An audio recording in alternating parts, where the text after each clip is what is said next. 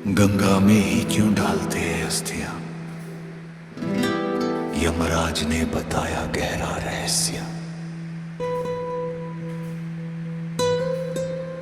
हे यमराज, इंसान के मरने के बाद उसकी अस्थियां गंगा में क्यों बहाई जाती है? क्या कारण है इसका? मुझे बताइए यमराज। हे चित्रगुप्त, इंसान की अस्थियां गंगा में बहाने के पीछे बहुत बड़ा रहस्य है, जो मैं तुम्हें एक कहानी से समझाऊंगा। ध्यान से सुनो चित्रगुप्त। हम एक बार यमपुरी में ऐसा हुआ जो हैरान कर देने वाला था। चारों ओर मौत सा भयंकर सन्नाटा पसरा हुआ था, लेकिन कर्मों का हिसाब रखने वाले भगवान चित्रगुप्त के माथे पर आज पसीने की बूंदें चमक रही थी। चित्रगुप्त बोले हैं धर्मराज, आज इस वही खाते में एक ऐसा चमत्कार हुआ है जिसने मेरी त्रिकालदर्शी बुद्धि को भी सुनकर दिया है। इस महापापी की आत्मा को तो रौरव नरक की अग्नि में युगों तक जलना था, किंतु नरक के द्वार बंद हो गए। और इसे मोक्ष कैसे मिल गया? यमराज बोले शांत हो जाए। चित्रगुप्त सृष्टि थी, इस चक्र में कोई चमत्कार नहीं होता। इसके पार्थिव शरीर के भस्म होने के बाद मृत्यु लोक में इसके परिजनों ने इसकी बची हुई राख और अस्थियों को मां गंगा के पवित्र जल में प्रवाहित कर दिया है। चित्रगुप्त बोले, केवल राख और अस्थियों के गंगा जल में मिलने से जन्म जन्मांतर के पहाड़ जितने पाप कैसे धुल सकते हैं? महाराज, मृत शरीर की हड्डियों और गंगा का ये कैसा रहस्यामी नाता है। सतयुग के उस कालखंड की बात है।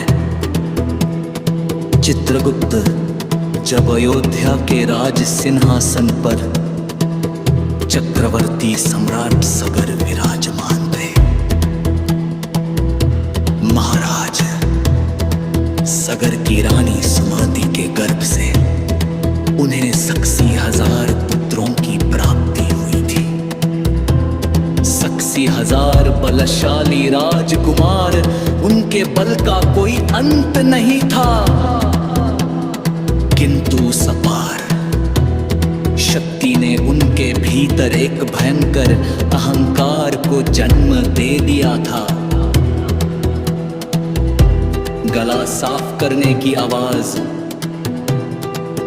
अपने साम्राज्य को अनंत तक फैलाने के लिए महाराज सगर ने विशाल अश्वमेध यज्ञ का आयोजन किया।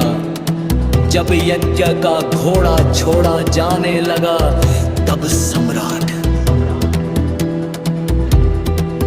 सगर ने गर्व से अपने पुत्रों की ओर देखा। महाराज सगर बोले, पुत्रों, आज मेरित्वाकांक्षा इस अश्व के साथ पूरे भूमंडल पर दौड़ने जा रही है। जाओ और अपनी भुजाओं के बल से यह सिद्ध कर दो कि इक्ष्वाकु वंश के सामने इस ब्रह्मांड का कोई भी मस्तक ऊंचा नहीं रह सकता। राजकुमार बोले, पिताश्री आप निश्चिंत रहे, ये अश्व जहां भी जाएगा वहां या तो हमारा ध्वज लहराएगा या वहां की धरती रक्त से लाल होगी। तीनों लोकों में ऐसा कोई वीर नहीं जो हमारे बाहुबल का सामना कर सके और हमारा मार्ग रोक सके। अश्व आगे आगे और और उसके पीछे 80,000 अभिमानी राजकुमारों की अजाए सेना।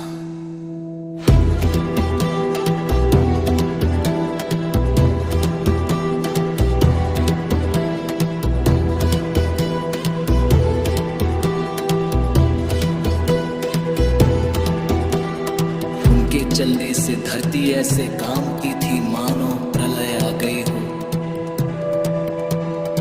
उनका यह बढ़ता हुआ आतंक देखकर स्वर्ग में देवराज इंद्र का सिंहासन डोलने लगा। देवराज इंद्र बोले, यदि सकेन उदंड, और क्रूर पुत्रों ने ये यज्ञ निर्विघ्न पूर्ण कर लिया तो स्वर्ग का यह सिंहासन मेरे हाथ से छीन जाएगा। यह स्वर्ग पर भी अपना अधिकार जमा लेंगे नहीं। ऐसा अनर्थ मैं नहीं होने दूंगा। मुझे बल से नहीं छल से इस अश्व को रोकना ही होगा।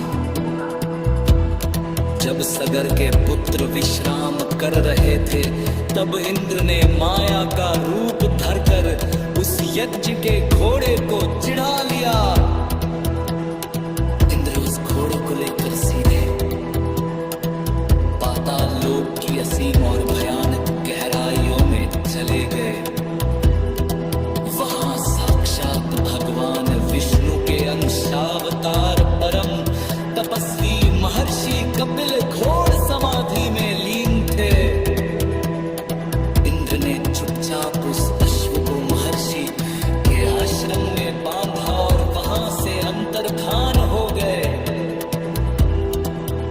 इधर जब राजकुमारों की आंख खुली और अश्व को गायब देखा तो उनके भीतर अहंकार और क्रोध का ज्वालामुखी फट पड़ा।